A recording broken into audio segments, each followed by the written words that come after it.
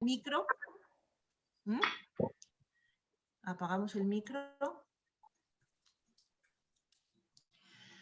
Bueno, pues yo soy Ana Eugenia Venegas y soy la presidenta. No están todos apagados. No, no están todos apagados, no. Bueno, eso, como os decía, que soy Ana Eugenia Venegas y soy presidenta de las Mujeres Universitarias y os saludo a todos, muchas gracias, buenas tardes a todos y a todos los que nos acompañan, a las socias, a las colaboradoras, a las amigas de otras asociaciones de mujeres universitarias y en especial al doctor Teo Izarra, que por su generosidad y por compartir su tiempo y sus conocimientos con nosotros y nosotras. La Asociación de Mujeres Universitarias de Marbella ha cumplido 11 años de implantación en nuestra municipalidad. En este momento somos más de 80 socias de diferentes disciplinas universitarias y nacionalidades de origen, por la idiosincrasia de nuestra ciudad, porque aquí recalan personas de todo el mundo, pues con sus segundas residencias o con sus primeras residencias.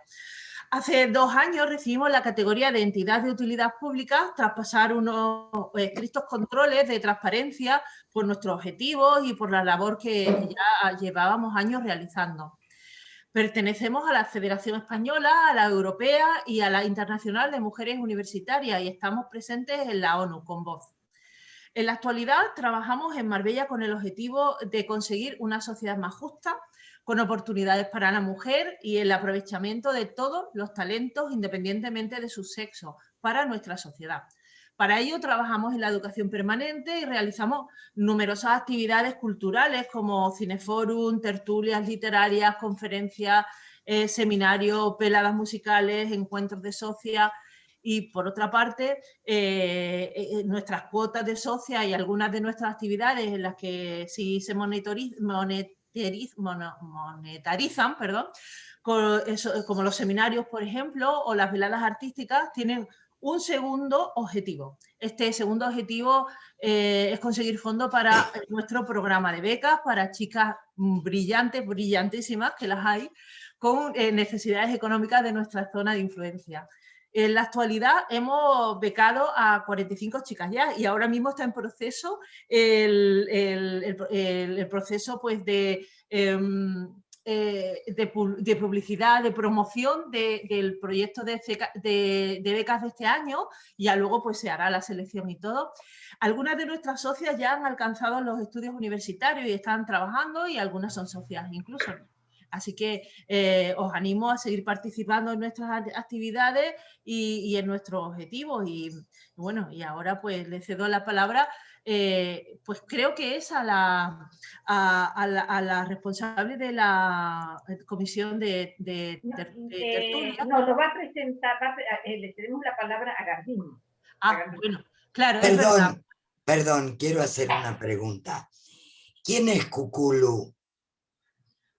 Yo conozco Cucucurrú Paloma, pero... Pero hay... Soy yo desde Bilbao, que ya me ha costado entrar. Pues encantada. ¿Y te llamas Cuculu? Bienvenida. No, vivo en Cuculu, se conoce que me sale ese nombre. Pero llevo mucho rato esperando que la anfitriona me dé la entrada. No, recién apareció. Bueno, son cosas de la técnica. ¿Y cómo te llamas? Isabel. Ah, pues encantada, Isabel, de que hayas venido. Pero he venido más veces, ¿eh? Sí. Pues encantada de que nos frecuentes. Vale. Encantada de estar con vosotras. Gracias. Pues le cedemos la palabra a Garbiñe Larrazábal, que creo que conoce de algo al ponente. Sí, enciéndete el micro, Garbiñe, por favor. Nada, está ahí hablando ahí en un sitio. Perdón, digo que le conozco al ponente desde hace unos 40 años más o menos, así, echando por lo bajo. A ver, bueno, todo un honor, todo un gustazo poder presentar a Teodoro Izarra Mendizábal, Teo para los medios. Es licenciado y doctor en Filosofía por la Universidad de Deusto, es catedrático jubilado de Filosofía. Su labor académica e investigadora se ha desarrollado en el campo de la didáctica de la filosofía, colaborando en la formación del profesorado en la Universidad de Deusto y en los cursos organizados por las consejerías de Educación de los gobiernos vasco y navarro. Ha sido coautor de un texto de historia de la filosofía en UCEI, que es el Centro Vasco de Terminología y Lexicografía. Esto dicho así parece nada, pero es una asociación que está adscrita a la Real Academia de la Lengua Vasca y es la primera asociación ajena a la Real Academia de la Lengua Vasca que ha sido admitida en 100 años. O sea que es un ente muy importante. Y también otros escritos de filosofía española en la Universidad de La Rioja y especialmente ha dedicado su tarea investigadora a la figura de Miguel de Unamuno, sobre quien realizó su tesis doctoral y al que ha dedicado numerosos artículos en revistas como los Cuadernos de la Cátedra Miguel de Unamuno y Cuadernos de Alzate. Y esto es una pequeñísima cosa que me han mandado, pero hasta yo sabía que tenía mucho más que esto, pero es muy discreto. Y eso es todo. Yo creo que puede empezar cuando quiera, ¿no? Gracias. ¿Le das paso, Ana? Sí, Teodoro, por favor, ¿te puedes encender el micro? Perfecto. Ahora creo que voy bien, ¿no? Sí, perfecto. Muy bien. Te oímos. Vale, muchas gracias. Buenas tardes. Realmente estoy agradecido por la acogida y resulta que me he encontrado a un montón de gente muy activa, de mujeres muy activas, lo cual es realmente de agradecer. Estáis haciendo una labor ahora de esto de las becas y todo eso, que resulta ser admirable. Entonces entro con bastante admiración y con mucho respeto. Agradecido de verdad por la invitación. Y yo solo voy a hablar un poquito de Unamuno. Quería hablar de la tía Tula, que es una de las obras que a mí más me gustan. Probablemente la que más, sí, ciertamente. Por lo que resulta de avanzado hacia su época. Unamuno, yo voy a decir, con una gran mujer y unamuniana de pro, que fue Dolores Gómez Molleda, a la que conocí como directora de la cátedra de Unamuno en Salamanca, y esta una vez dijo una cosa realmente admirable, la escribió, que creo que es de reseñar. Decía, para ella Unamuno era una caja de resonancia de todo movimiento cultural y conceptual del fin de siglo. En esa época, dice, Unamuno tocó todo lo que de vanguardista había en Europa y en el mundo, lo repensó y lo lanzó divulgado a la cultura española. Sobre todo, pues, en sus infinitos, casi diarios escritos de prensa. Su colaboración en la prensa es continua, indudablemente pro pane lucrando, claro, se encuentra en los años, a partir del 94, se encuentra que ya tiene 3 hijos, luego vendrían otros 2 más, se encuentra en una situación económica delicada y tiene que dedicar todos los esfuerzos a escribir mucho. Pero eso mismo permite que su figura vaya siendo conocida en toda España. Y fijaros, hoy ha ocurrido una cosa muy curiosa al hilo de esto. Hoy mismo acabo de saber, con una noticia de ayer, lo siguiente. La Vanguardia descubre a Unamuno en la hemeroteca y dice, Josep Miguel y Soler, crítico literario de La Vanguardia, publica la primera reseña de la prensa española sobre Miguel de Unamuno. Fijaros qué casualidad que sea esta efeméride es el 125 aniversario de la primera reseña que se hace sobre Unamuno. La Vanguardia, que ya lo tiene como colaborador, pues leo un poquito, dice, ¿quién es Unamuno? Dice, Unamuno es un joven y un fuerte, un espíritu brilloso y removedor que hinca en las realidades con notable potencia adivinadora, con una especie de facultad reconstructiva de ideas y conceptos hechos, al contraste de la propia impresión y experiencia que le dan un singular valor de originalidad. Esto se dice en el año 96, 1896 de Unamuno.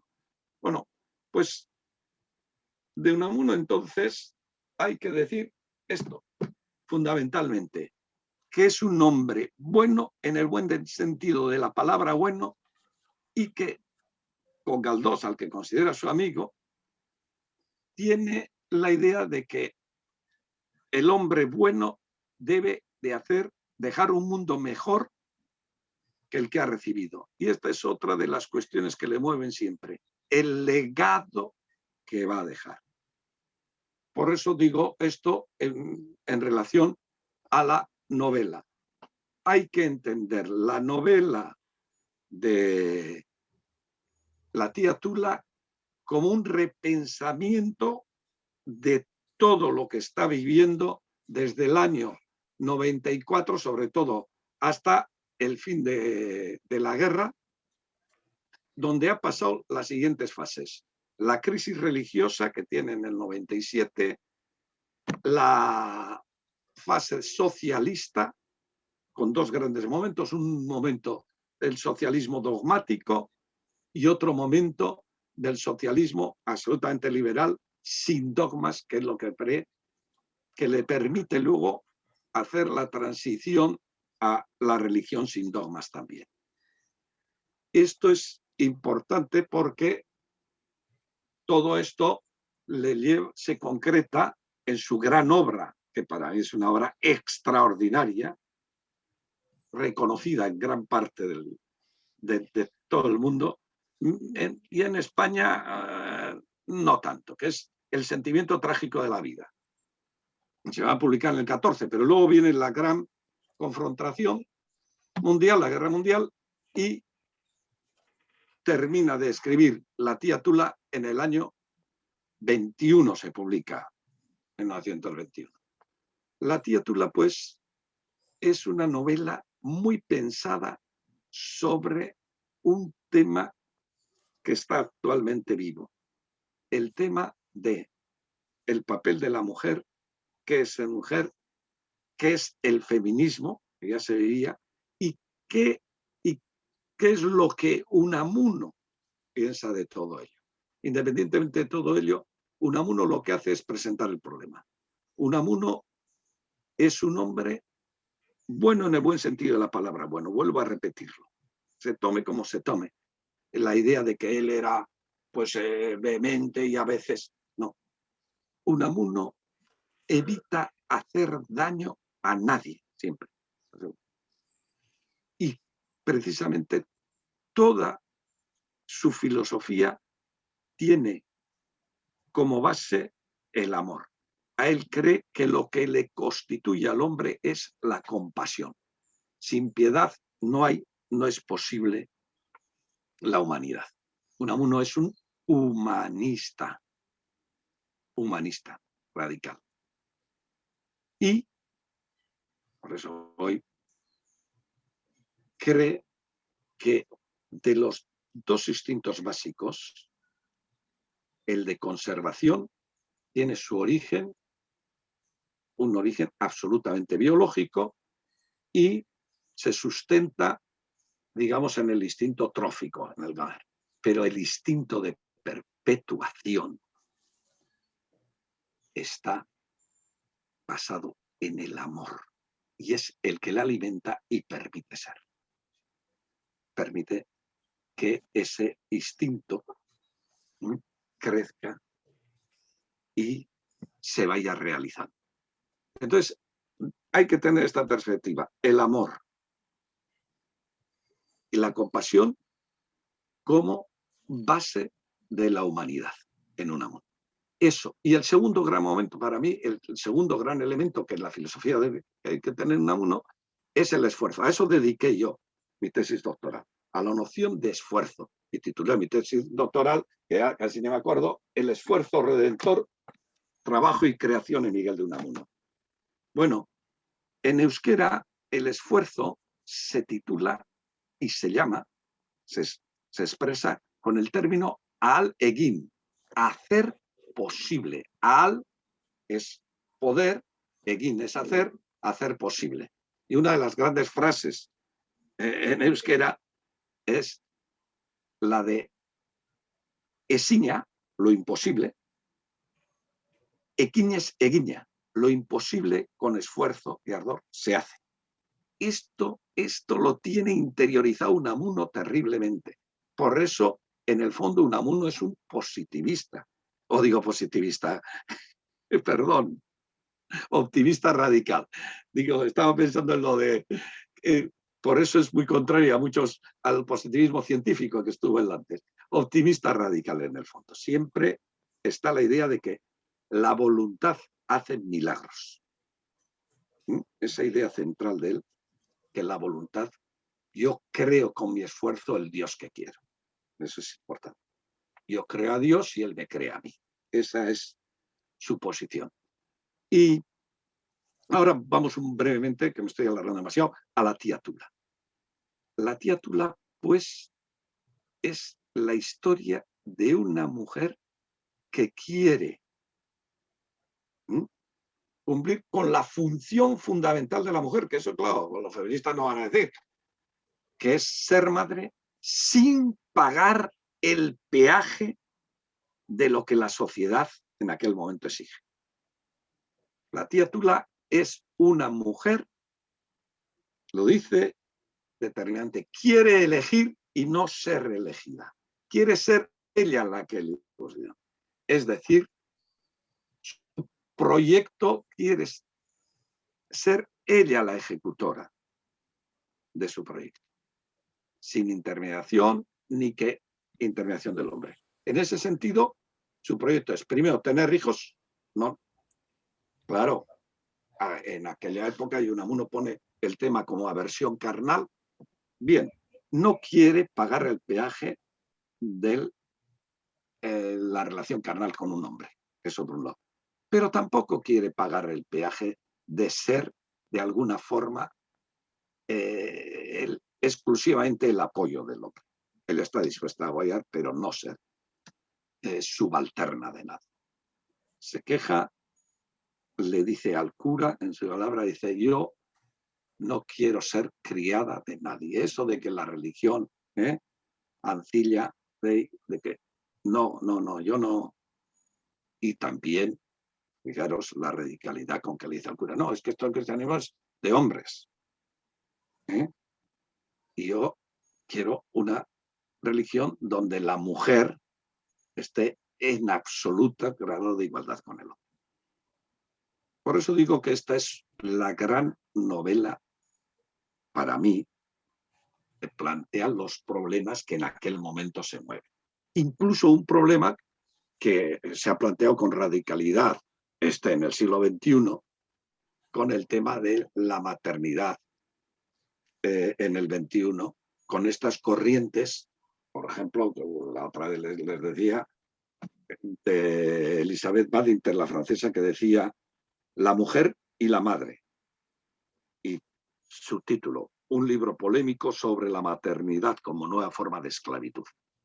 Bueno, claro, el feminismo actual plantea que determinadas formas de entender la maternidad lo que están haciendo es retrasando, recluyendo otra vez a la mujer en la casa.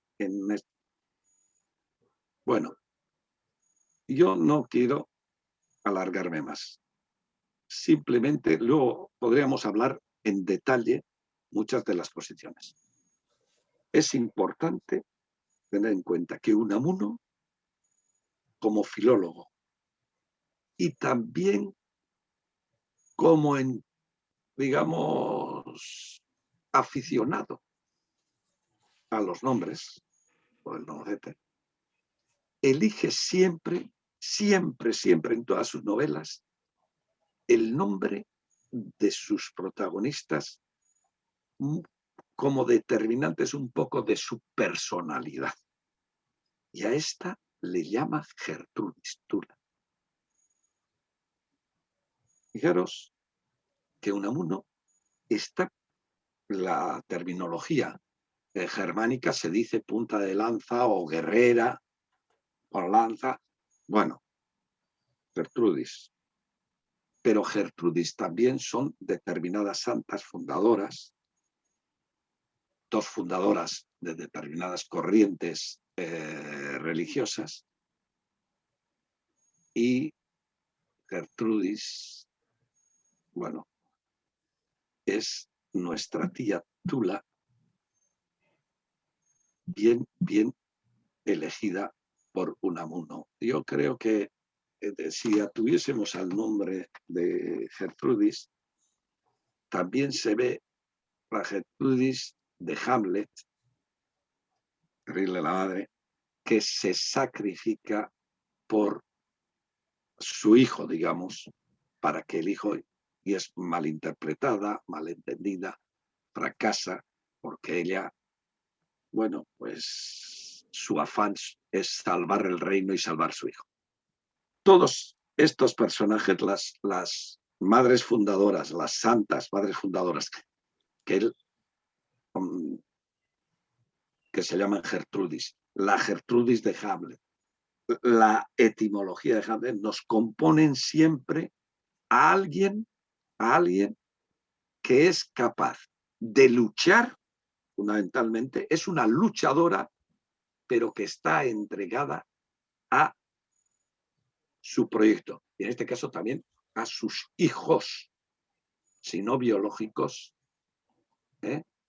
sí fruto de su amor, porque sus sobrinos son realmente, pues eso, hijos elegidos, realmente elegidos por ella, a los que cuidará y les dará un legado que es importante.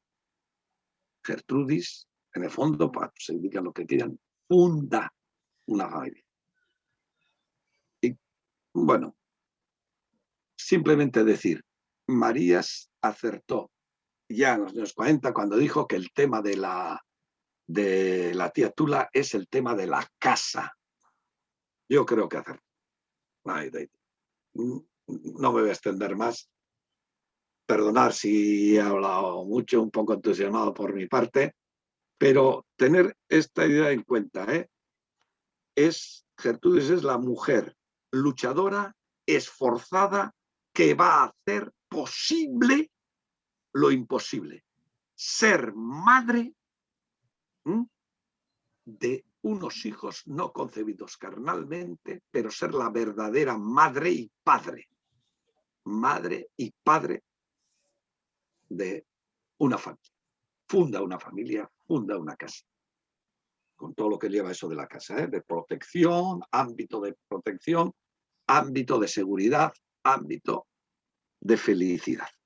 Bueno, lo dejo, no vamos a hablar mucho más. Gracias. Después en las charlas podemos hablar de las repercusiones psicoanalíticas incluso. Bueno, gracias a vosotros. Muchas gracias.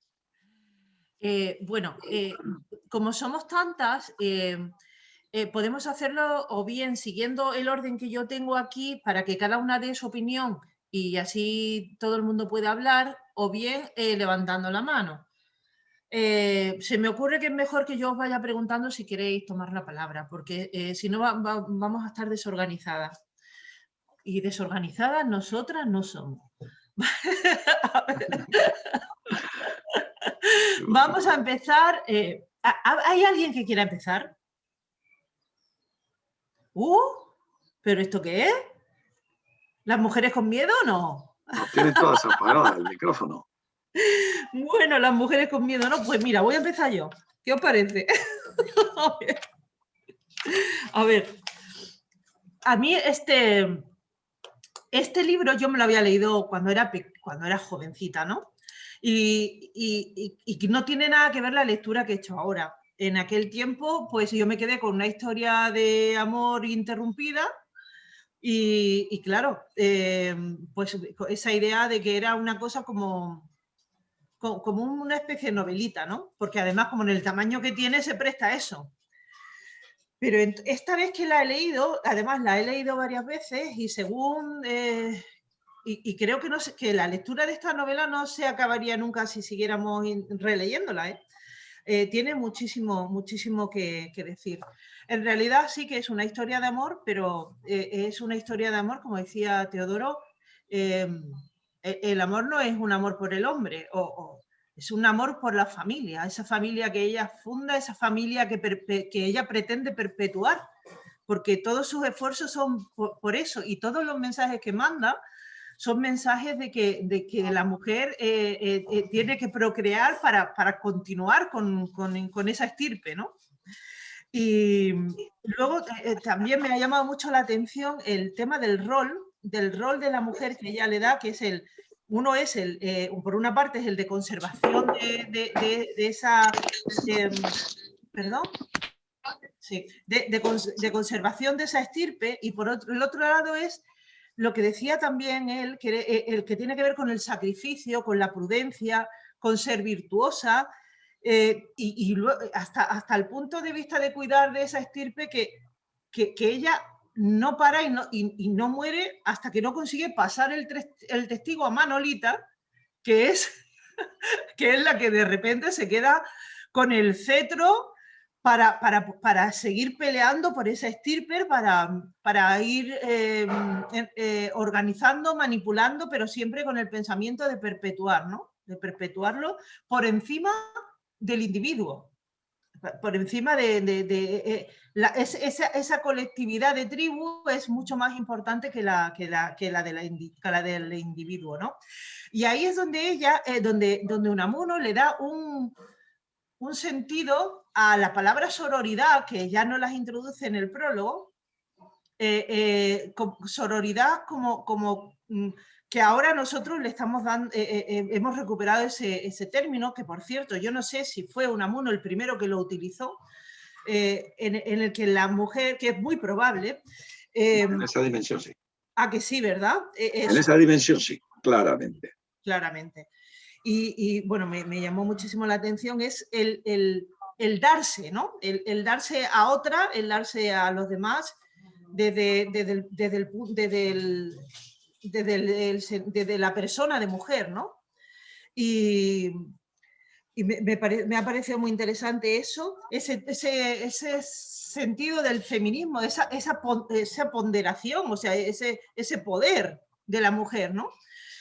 Luego, también sería demasiado, para mí, sencillo quedarme en eso nada más, porque luego me he dado cuenta que al final Unamuno ahonda en lo que ya había ahondado en Niebla, que me lo había leído hace poco, ¿no? Y al final son las vueltas que le da a los conceptos de qué significa estar vivo, qué significa ser, ¿no? Y bueno, vuelve otra vez a lo de Heidegger, lo de ser en uno, ¿no? Ser en otros, perdón. Tula realmente es en la familia, porque y además lo hace sin ser víctima, que es una cosa muy interesante, ¿no? El ser en otros es lo que ella consigue. Eso, hoy en día, hay... Ya a Unamuno le he pillado dos cosas que tienen que ver con que si se hace extremo es casi una patología, ¿no? Hay una patología que es mental, que es el que no sabe vivir si no es importante para otros. Es la personalidad del cuidador. Y otra de las cosas que también le he conseguido a Unamuno es en Niebla también la compulsividad por comer. Es una cosa muy curiosa, y es que Unamuno cuando al final el protagonista va a morir, lo único que se le ocurre es comérselo todo. La noche que va a morir se pone un banquete impresionante, se come no sé cuántos huevos, igualmente de manera compulsiva. Y de manera compulsiva es esta manera también de existir, ¿no? Es existir en el otro, solo tiene sentido la vida si estás cuidando de los demás, ¿no? Y luego otra cosa es la muerte. La muerte igualmente... no existe, la vida no tiene sentido si tú no vives en otros. Y al final dice, ¿murió Rosa? ¿Es que murió Rosa? Cuando lo dice. No, porque vivió en el marido, vivió en no sé qué. Y luego, cuando ya acaba la novela, dice, ¿y murió Tula? No, no murió Tula. Siguió viviendo en todos los demás, porque realmente ella vive en relación con su estirpe, ¿no? con su familia, con su tribu, ¿no? En relación con ellos, que continúan, ¿no?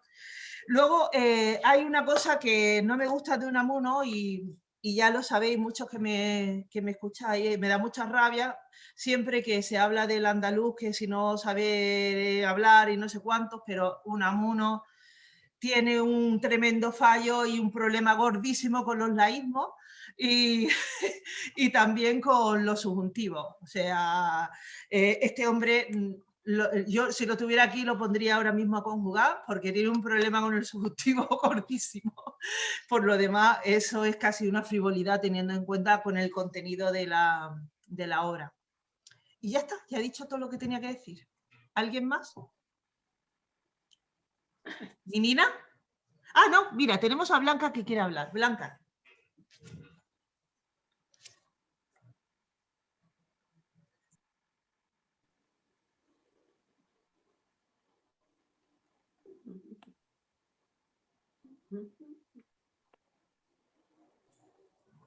Blanca, no le des muchas veces. Espera, te voy a mandar una invitación y tú dices que sí, ¿vale?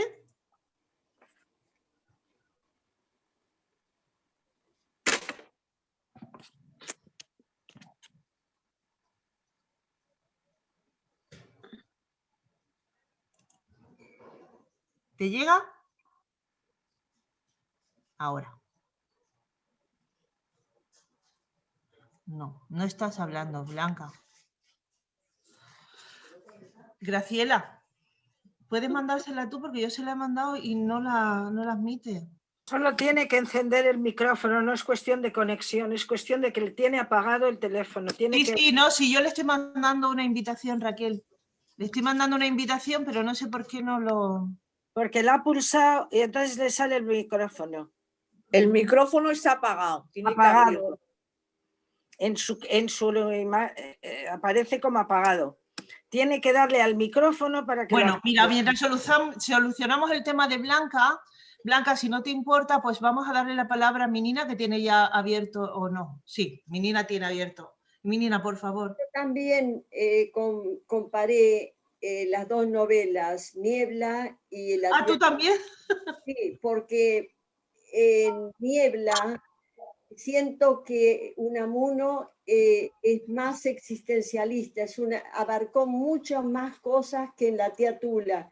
Por ejemplo, los vacíos espirituales, las crisis existenciales, nos habla sobre el ser humano y su papel en el mundo.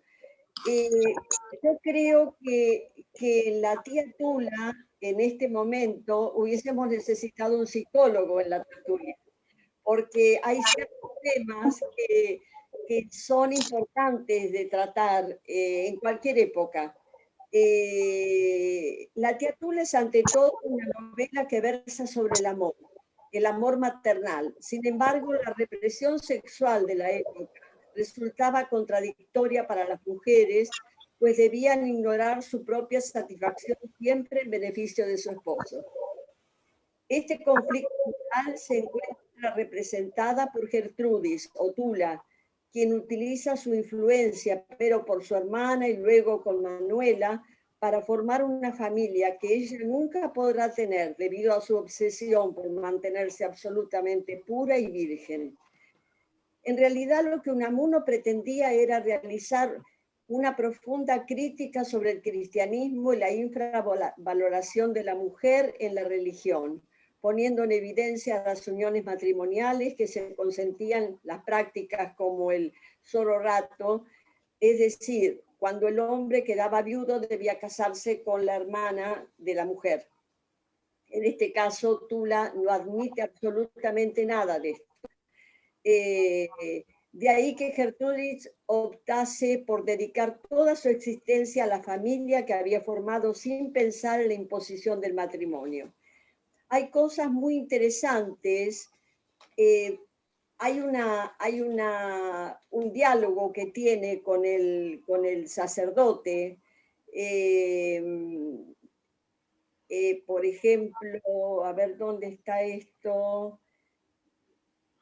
A pesar de los interesantes debates teológicos entre el padre Álvarez y Gertrudis, esos fragmentos resultan insuficientes para justificar la actitud egoísta de la protagonista. A mí es una novela, también comparándola con Niebla, es una novela que no me gustó tanto. Es muy repetitiva en un montón de partes. Tula está profundamente enamorado de ese hombre y tiene una obsesión por mantener su virginidad, por mantener su vida como madre de esos niños que no son suyos, pero los toma como propios.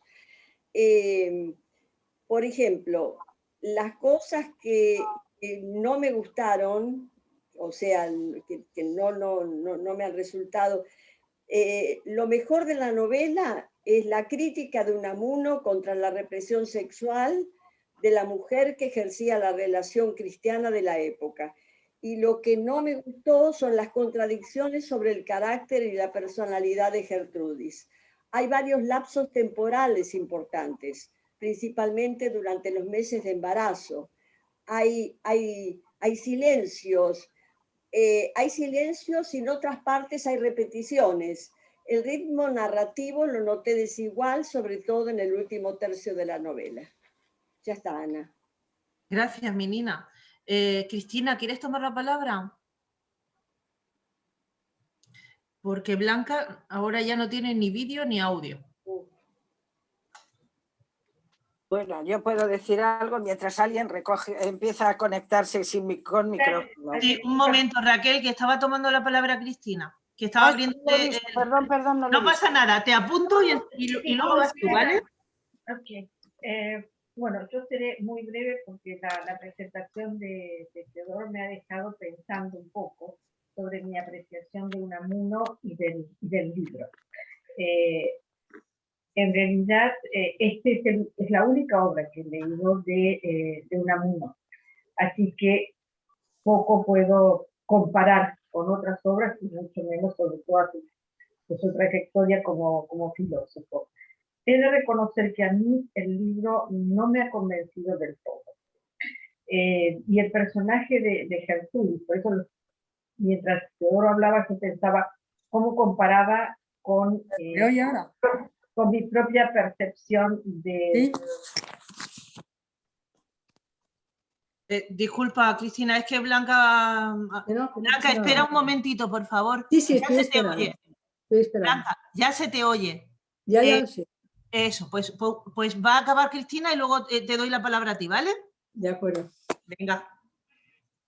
Entonces decía que mi propia percepción de Gertrudis con respecto a lo que Teodoro decía es diferente, porque Teodoro hablaba de la compasión y de que lo imposible se torne imposible a través de la fuerza espiritual o del amor, etc.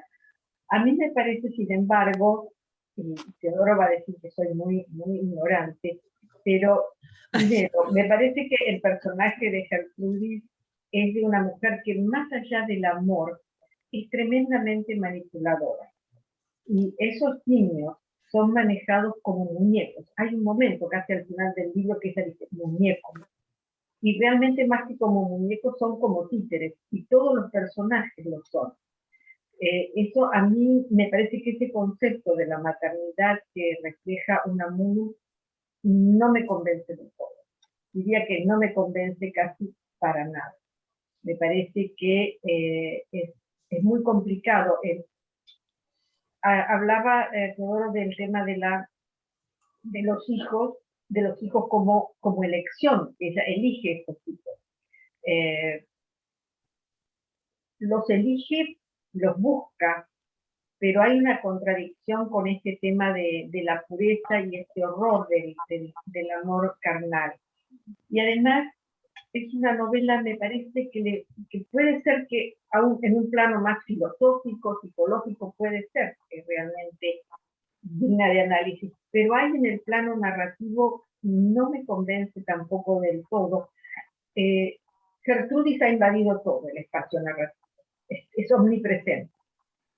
Y los demás personajes quedan totalmente deslucidos. Y no hay contexto de esa casa. Es cierto que el concepto de casa es otra cosa, pero aún en lo físico, no me podía imaginar esa casa en la cual se va incorporando gente, todos tienen que vivir juntos. Es cierto, principios del siglo XX. Me imagino una casa muy grande donde cada uno tendría su cuarto, no sé. Pero hay como una concepción que ahora, en 100 años después, me parece un poco, casi medio como un poco creíble. Perdón, pero he sido como muy contundente, pero no termino de encontrarle el gran mérito a la teatro. Gracias, Cristina. Graciela, ¿quieres tomar la palabra? Ábrete el micro, por favor. ¿No era Blanca que tenía que hablar? Ay, sí, perdóname. No importa, perdonadme por el jaleo que no, y antes tenía que hablar Raquel, o sea, si quieres tomar la palabra Blanca y luego Raquel. Pues sí, lo voy a tomar muy brevemente. Venga, perdona, Raquel. Bueno, a mí me ha interesado mucho lo que has explicado sobre la sororidad. Eso viene en el prólogo de este libro, y que el mismo Unamuno dice que no es necesario leer el prólogo para comprender la novela, pero yo lo he encontrado sumamente interesante. Sí. Tú has hablado de la sororidad, y la Academia de la Lengua debía hacer algo por esa palabra, porque existe lo fraternal, pero no lo hermanal. Sin embargo, yo en el colegio llamaba a la monja Sor y luego su nombre, ¿eh? Pero debían de profundizar en eso, porque ahora la sororidad se usa mucho y teníamos que ser capaces de decir lo mismo que fraternal, hermanal, pero entre comillas lo digo, ¿eh? Pero a mí una cosa que me ha gustado muchísimo es cuando habla de Sófocles y su Antígona. Y ese personaje es un guiño enorme al feminismo, porque ella no está de acuerdo con las reglas de Creonte, que es su tío, el rey, y que como su hermano ha muerto defendiendo una causa y ha matado a alguien, a su hermano creo que también, entonces la hermana, por encima de todo, se salta las reglas de esos tiempos y quiere enterrar a su hermano con toda la grandeza que se merece, ¿eh? Y ahí hay pues una discusión enorme, que la tenéis aquí. Antígona: no es nada feo honrar a los mismos extraños, dice. A los miembros de la misma entraña, perdón. Y Creonte dice: ¿no era de su sangre también el que murió contra él? De la misma, por padre y madre. ¿Y cómo rindes a este honor impío?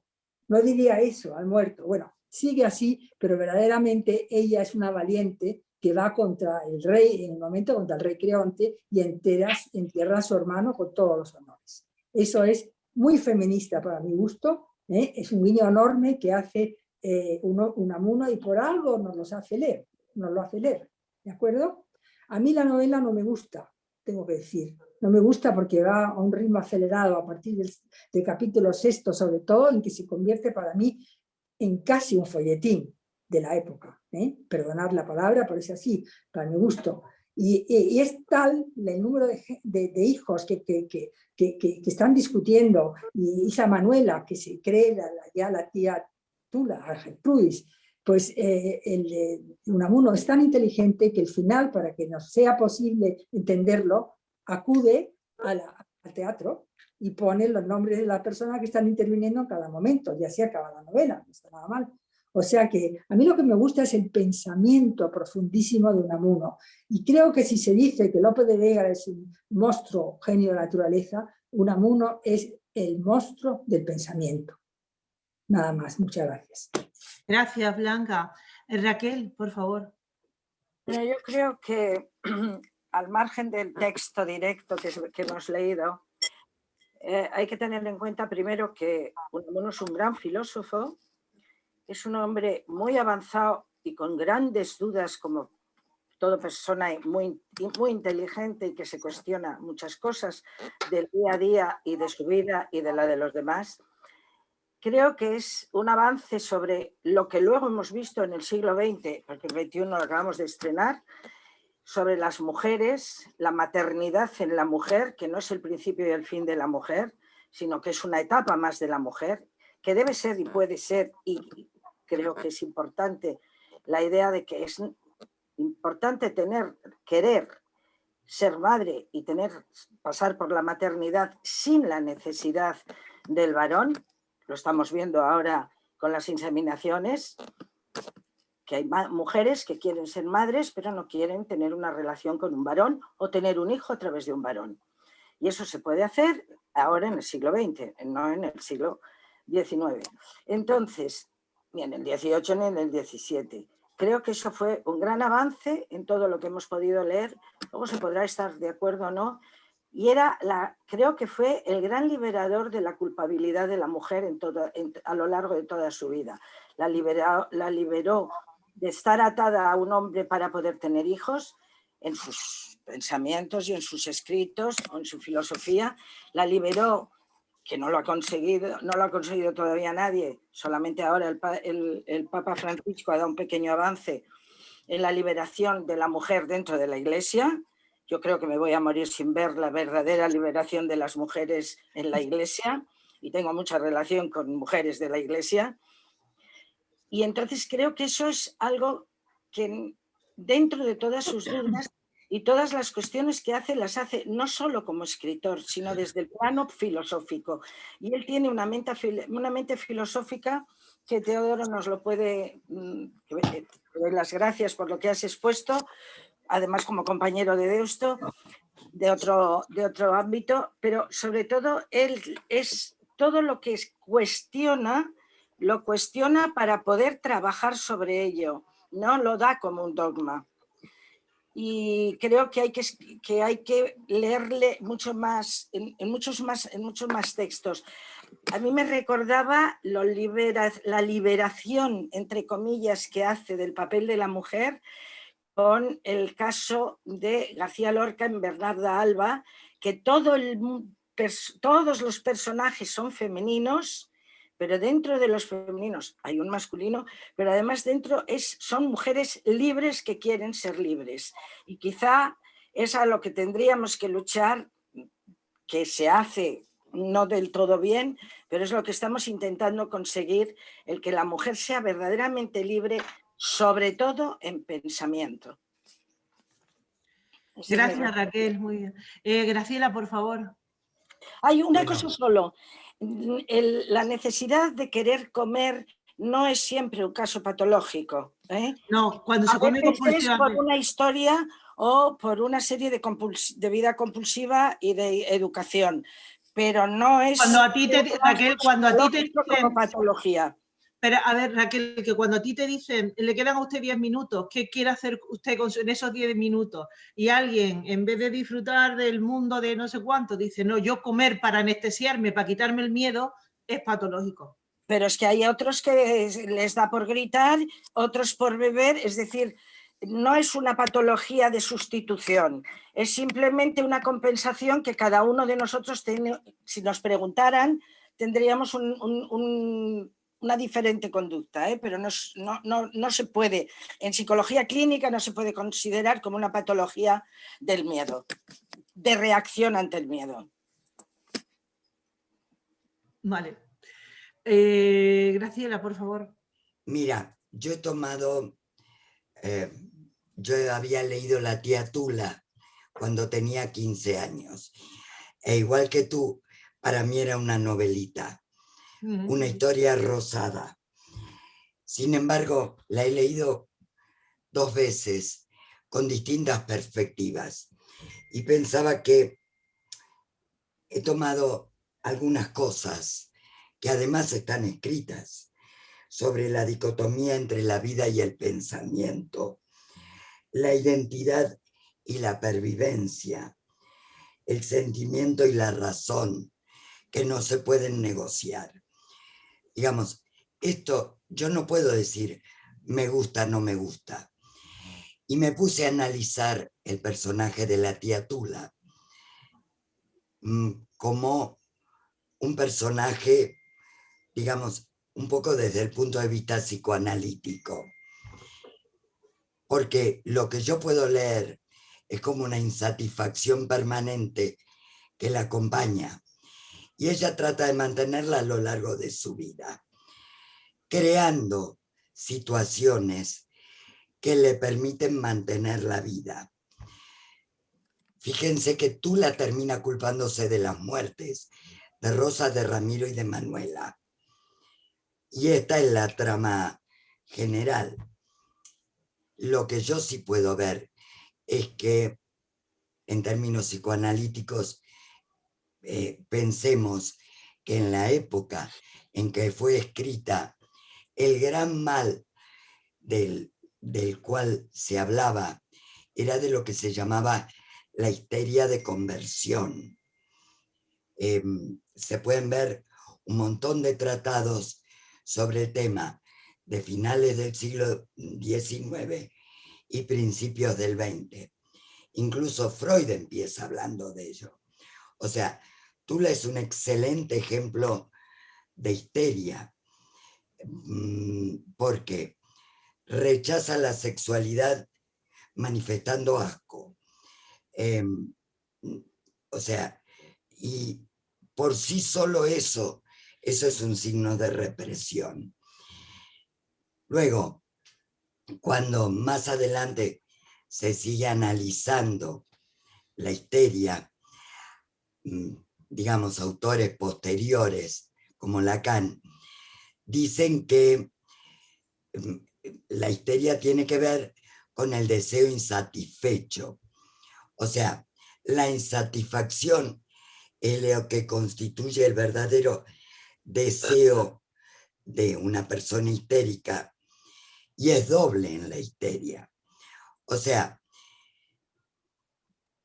la persona, como la tía Tula, está sometida a la demanda del otro, pero no la satisface, porque así sostiene su propio deseo, que ella piensa que es el deseo de maternidad.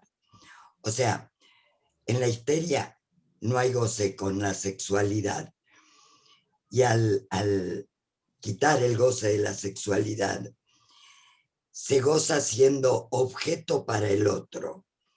Simplemente con eso. ¿Qué logra la tía Tula? Ser el objeto de deseo de sus sobrinos, el objeto de deseo de Ramiro, el objeto de deseo de su hermana e inclusive de Manuela.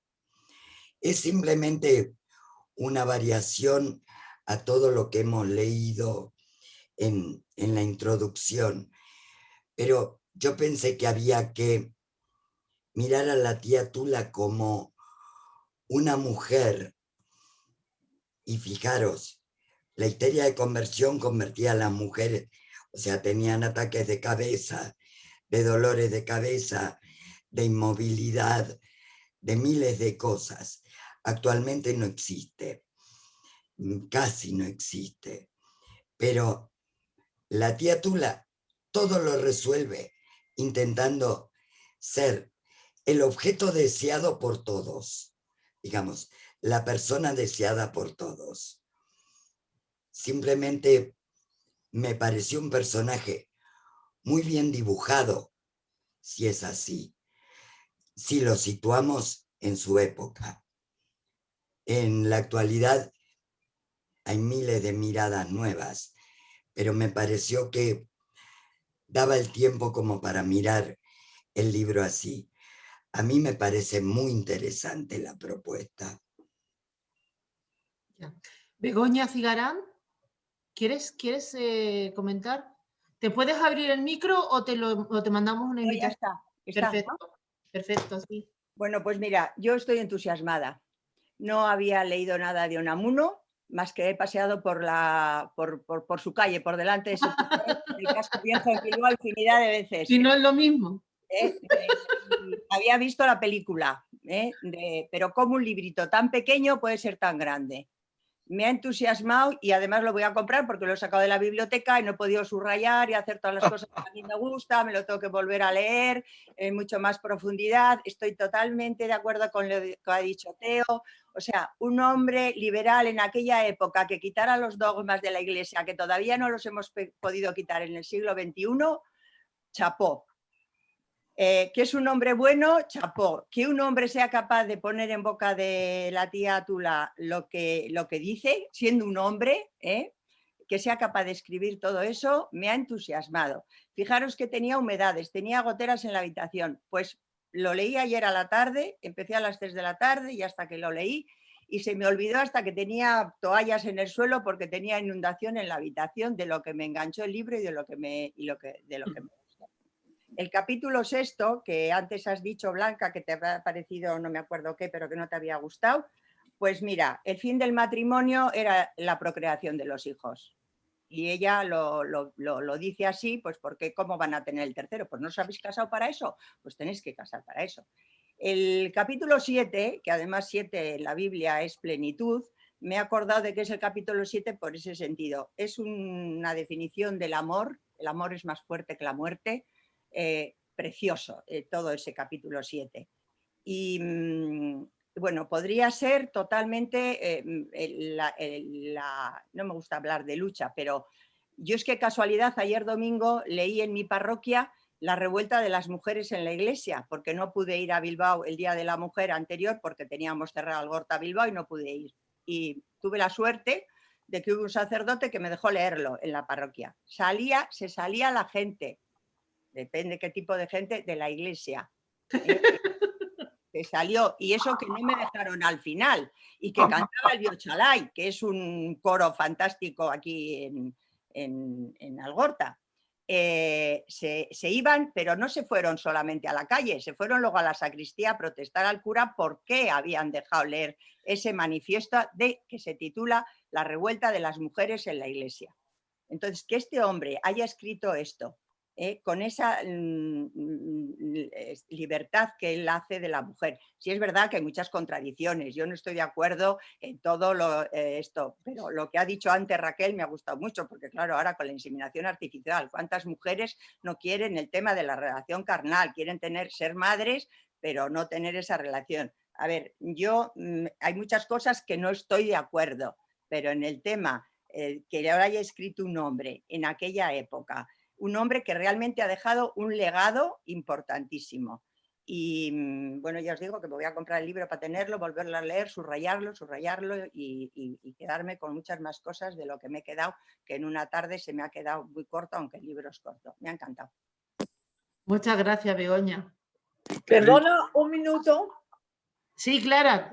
Me gustaría preguntar a Begoña si nos puede mandar esa revuelta de mujeres. Encantadísima, os la mando. Mándala si quieres, y si no es cosa para la página y para el blog, pues ya lo mando individualmente a quien me lo pida, ¿vale? Muchas gracias. La leeré y veré eso. Garbiñe, ¿quieres tomar la palabra? No se te oye nada, hija. Tienes la palabra, pero no tienes la voz. No. Y hay que tener la voz y la palabra. Pon el micro. Chica, mandamos una invitación, te la mando. Mientras os puedo decir una cosa, yo he tenido el gran honor de conocer a las hijas y a parte de los nietos de Miguel de Unamuno en Salamanca. Y estuve en su casa y os puedo decir que eran mujeres chapó. Pero de verdad, de una educación y de una libertad de mente.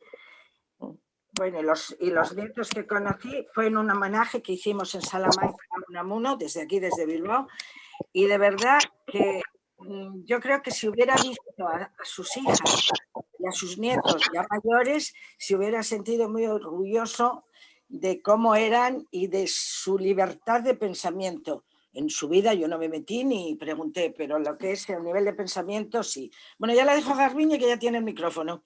Vale, Gracias, gracias. Raquel. Gracias, buenas tardes. Vamos a ver. yo lo que me pregunto es, estoy de acuerdo con lo que habéis dicho la mayoría, o con la mayor parte de lo que habéis dicho, pero yo lo que me pregunto es, ¿por qué resulta tan desagradable la tía Tula? ¿Por qué es ella un personaje que no resulta agradable? ¿Porque se sale de los cánones de lo que nos han dicho que tiene que ser una mujer? ¿Porque se sale de los cánones de lo que nos ha marcado la Iglesia? ¿Porque se sale de los cánones de lo que nos contaron nuestras abuelas y nuestras madres que teníamos que ser? Porque enseguida decimos, es manipuladora. Es verdad, es manipuladora. ¿Hace el bien? Sí, pero hace el bien interesadamente, porque es para su propia satisfacción. Entonces, yo pregunto, ¿por qué no nos gusta la tía Tula, ella? Y es una pregunta que lanzo yo. ¿Qué es lo que tiene la tía Tula como personaje que en pleno siglo XXI tenía que ser casi fruto de admiración por algunas cosas y sin embargo es un personaje rechazado? Es un personaje incompleto. Es un personaje que en realidad tiene amor por lo que ella cree que es su conquista o su guerra particular. Porque todo lo demás, el amor es otra cosa, ¿no? O por lo menos creemos que es otra cosa. A ver qué os parece lo que he lanzado por ahí. Que no me gustaría tenerla de tía. De madre, ni de madre. Ni de cuñada, ni de suegra. Bueno, aquí... Garbiñe, como somos muchas, a mí me gustaría también contestarte, pero lo vamos a dejar para el final. A ver, ¿quién más? Rosa, Mica, ¿quieres tomar la palabra?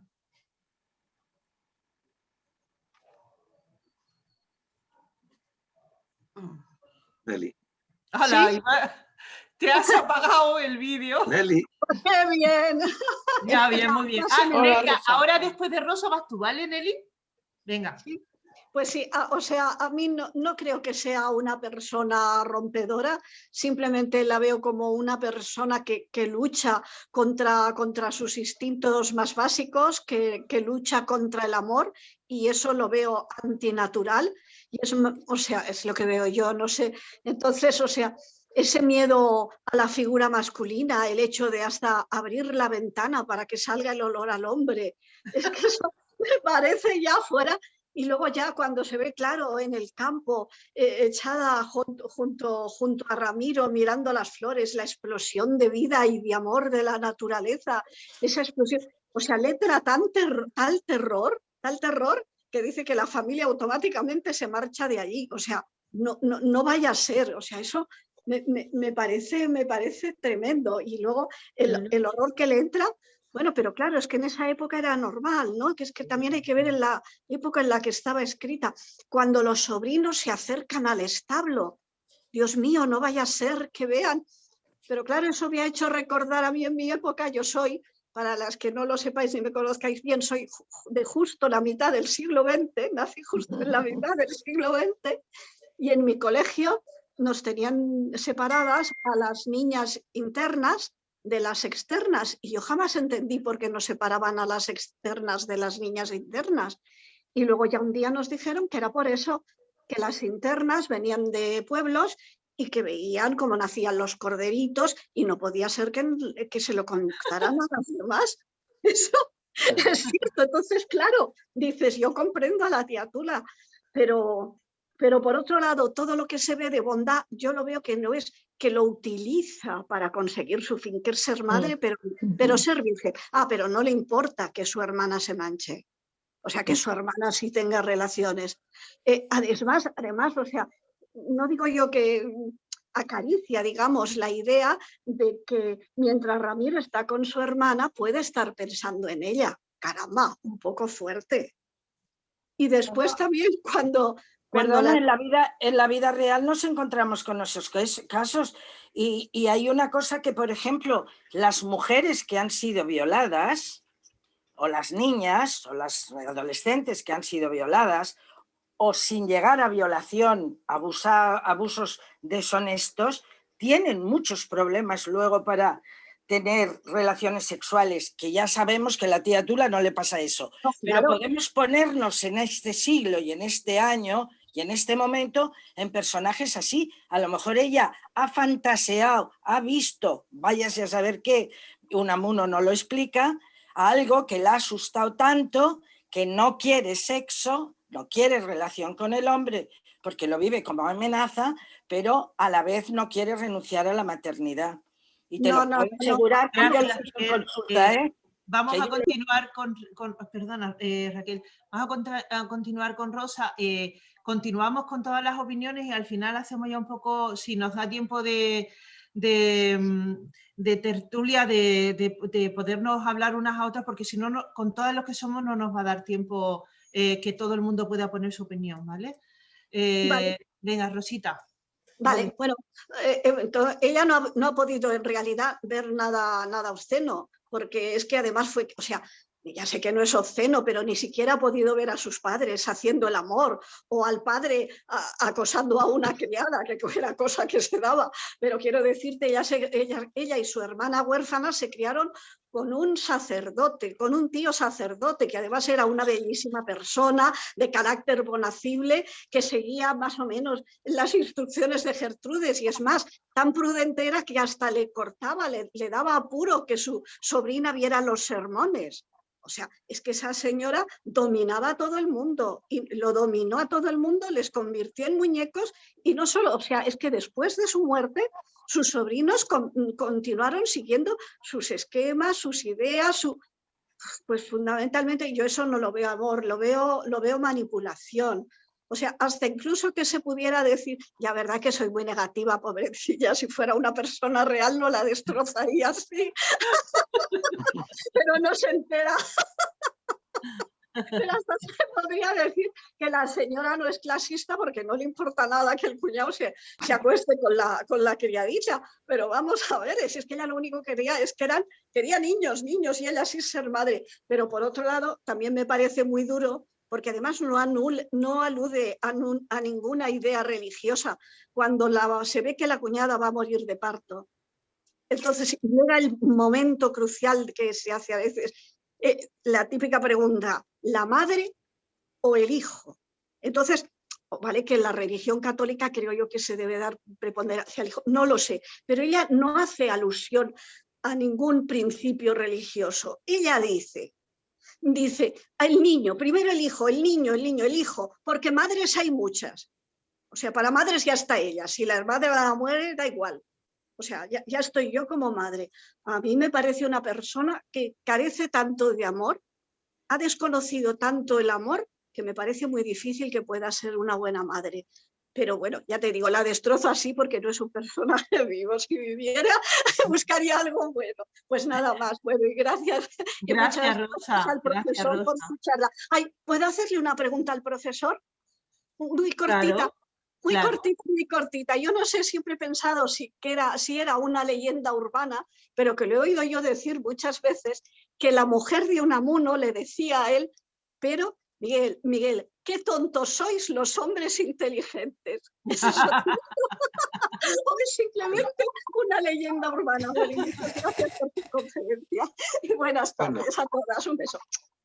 Buenas. Parece que es verdad que alguna te lo dijo, pero sobre todo sí que él decía, y le llamaba así a la mujer como mi costumbre, que desde el punto de vista de él es extraordinario porque Unamuno tiene el concepto de prehistoria y da un valor, por eso digo que era lo de la casa, un valor extraordinario a lo cotidiano, a pesar de que él haga siempre un ejercicio de la lucha, la tragedia, lo tremendista.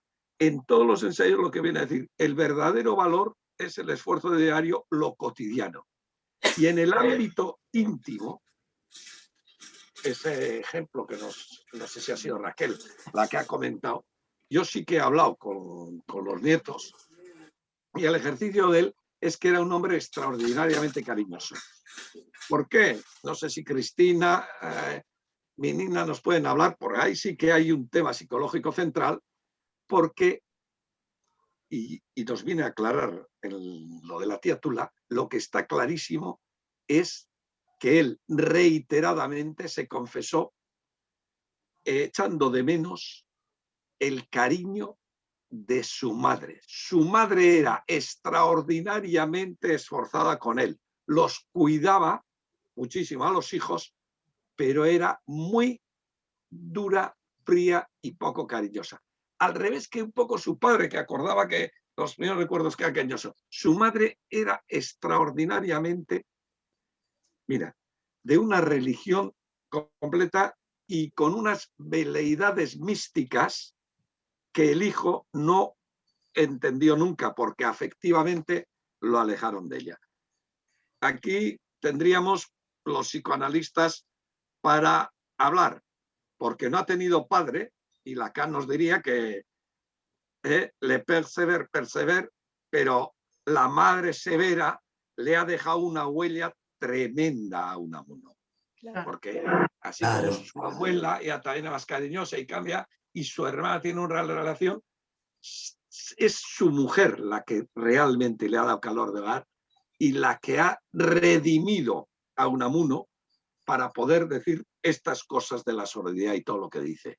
Y para terminar, hay que recordar, Antígona nos dice en el prólogo, la anarquista, según su tío, el tirano Creonte, y dice del tirano Creonte, modelo de virilidad, pero no de humanidad. Esta gente muy distinta no tiene humanidad.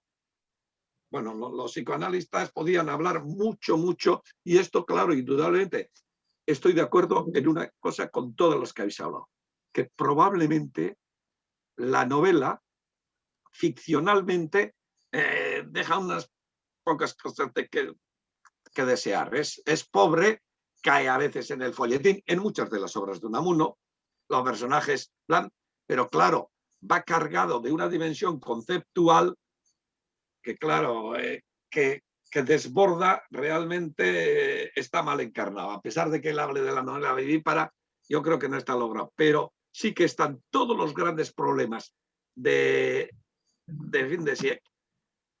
Hay, sobre todo, el papel de la mujer. ¿Qué papel es la mujer? ¿Qué papel es el hombre? Y esta novela habría que poner también, no tanto con Niebla, sino complementarla con amor y pedagogía. Con los nombres que pone en él, de amor y pedagogía. Cuidado los hijos, fundamental. Sí. Y él, bueno, pues cree que perpetuarse es fundamentalmente estar en los hijos.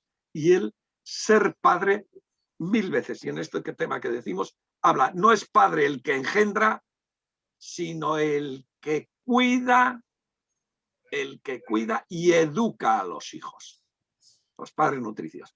El que engendra, ese no es padre, ese es igual un bruto. Por eso es el tema que planteaba ahí Rosa Micas. El padre que es solo engendrador es un bruto, como podía ser el caballo del esto. Y él lo repite, bruto. Sí. Bueno, perdón. Gracias. Marité, ¿quieres? Sí. Marité, ¿quieres tomar la palabra? Sí. Bueno, gracias, sí. Bueno, buenas tardes a todas. Yo no quiero decir si me gustó o no me gustó la tía Tula como novela, pero sí me gustaría hacer uno o dos comentarios con respecto a características que a mí también me parecieron patológicas en la tía Tula. La primera es ese afán de pureza, ¿no? La virginidad maternal de la tía Tula convive con un culto místico a la limpieza, ¿no? Sí. Ella dice que se siente muy satisfecha de proporcionar a los hijos de su hermana Rosa un lugar limpio y castísimo, sin puertas cerradas ni misterios. O sea, ahí viene todo lo que han dicho, sí, detesta todo lo que tenga que ver con el sexo porque es algo que se hace a puertas cerradas y con misterios. Pero indudablemente ella no es fanática, a pesar de que yo veo algo patológico, no es fanático, porque ella conoce la duda y a veces se pregunta si su actitud no es inhumana. Y entonces también se pregunta si no actúa como un armiño, dice, que deja a su compañero ahogarse en un lodazal por no mancharse. Entonces, todas esas palabras, lodo, fango, impuro, sucio, la mancha, ¿no? La mancha es también para él, para la tía Tula algo gravísimo.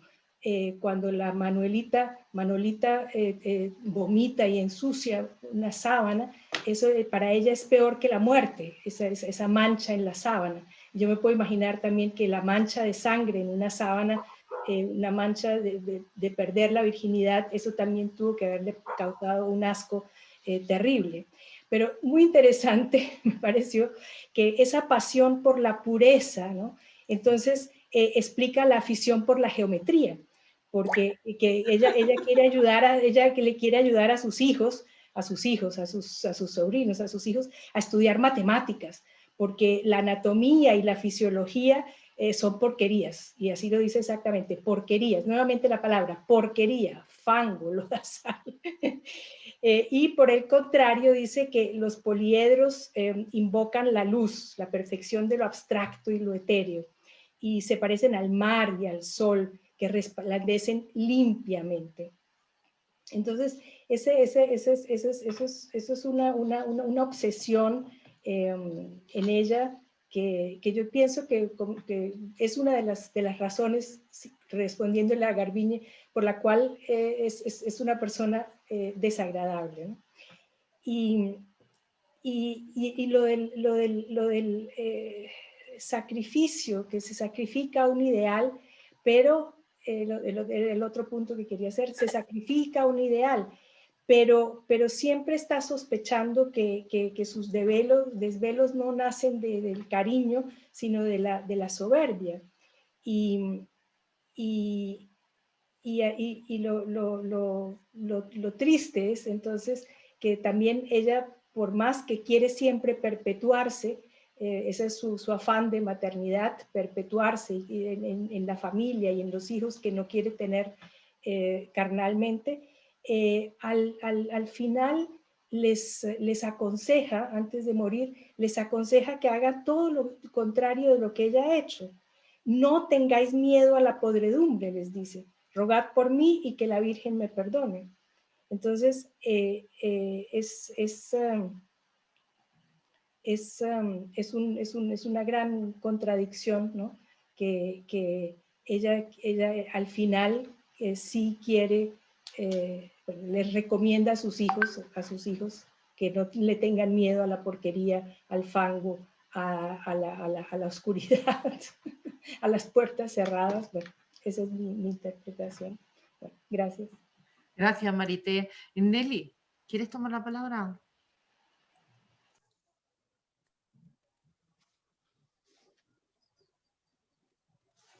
Ok, ¿me escucháis todas? Sí, que luego tengo problemas.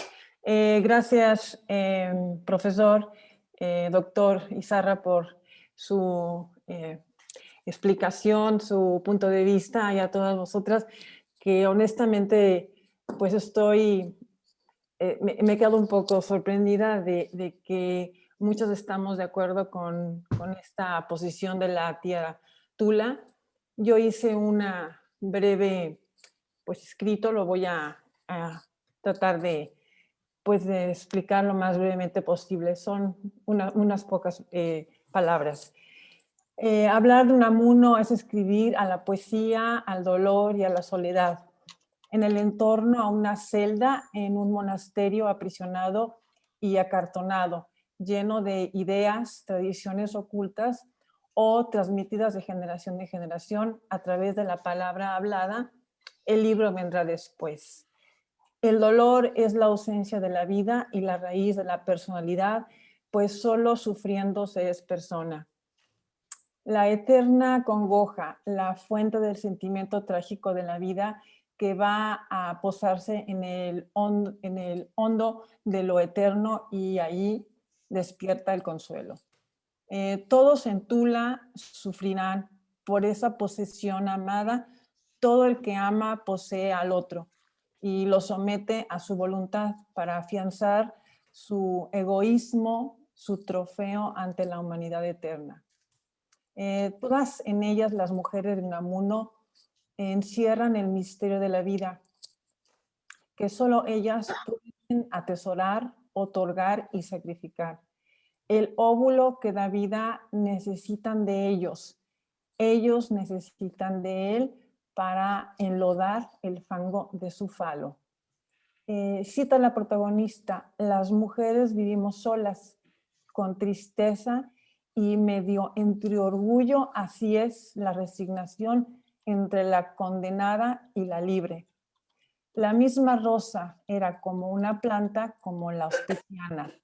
Ambas sabían que el casamiento no era para los hombres, no les lleva a la coyunda, sino el deslumbramiento y la rutina, cuando no cosas peores al remedio o a la poltronería. Para todas estas féminas de voluntad, los hombres son zánganos de la colmena colectiva, michinos. Me pregunto, ¿hace Unamuno mujer mártir o heroína emancipada? ¿O reitera su condenada vida solo a reproducir para finalmente morir?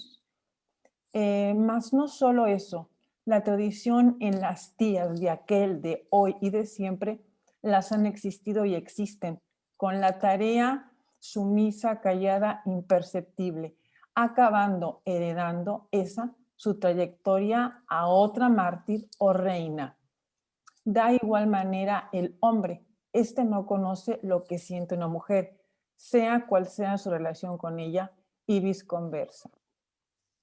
La imagen desarrollada de Gertrudis parece ser a vista rápida una emancipación vanguardista de la mujer de los años 20, mas presenta un marcado lineamiento geométrico entre su religión, abarcando pureza de alma, cuerpo y pensamiento, el cual debe mantener pulcro hasta la muerte.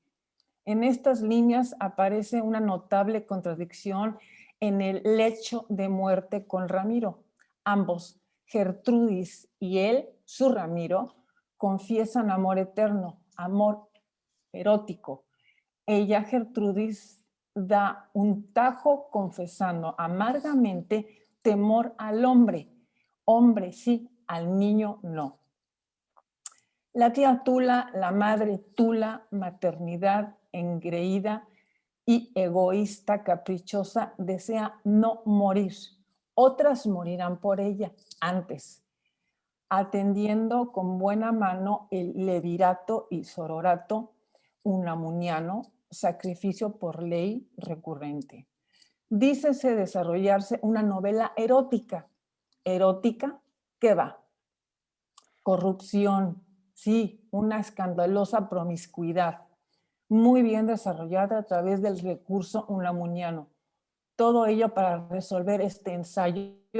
Aclarado esto, dice luego entonces que es tan promiscua y ardiente que deja bajo el techo de esa casa sororidad, fraternidad, hermandad y otra tula para regular las reglas de ese nuevo hogar. Perdón, pero muchas gracias. Eso es todo. Gracias, Nelly. Ahora me había pedido la palabra Sol. Sol Durini, por favor, ¿estás por ahí? Sí, acá estoy. Bueno, ya han dicho mucho, así que voy a decir muy poquito. Que eso que a mí me parece una novela interesante, no es lo que más me gusta de Unamuno, que es un autor que me encanta, y además Niebla también es una novela que me gusta mucho, y la agonía del cristianismo y el sentimiento trágico de la vida. Creo que de todos ellos encontramos en la tía Tula, porque no podemos definir a la tía Tula sin pensar en sus obras y en el pensamiento de Unamuno. Unamuno lleva su pensamiento, sus dudas, también a sus obras, a todas. Entonces encontramos ese espíritu, esa pelea entre la razón y la fe, que en tanto sintió, que decía el profesor de su crisis de 1897, que bueno, da la casualidad que además de sentir la muerte cerca, es cuando también él lamenta la muerte de su, que además se llama Ramiro, de la enfermedad que era hidrocefálico, de su pequeño hijo Ramiro, que morirá años después, creo que a los 5 o 6 años, no de hidrocefalia, sino de meningitis, me parece. Y da la casualidad que le pone también Ramiro al niño, bueno, como se llama su cuñado. Pero vemos entonces la angustia de Unamuno reflejada en eso. También esto del erotismo, digamos, de lo sexual, él amaba a los niños, amaba el calor familiar, como decía también el profesor, pero él sentía gran aberración, la sintió siempre por la lascivia y por la demostración exagerada de la sexualidad.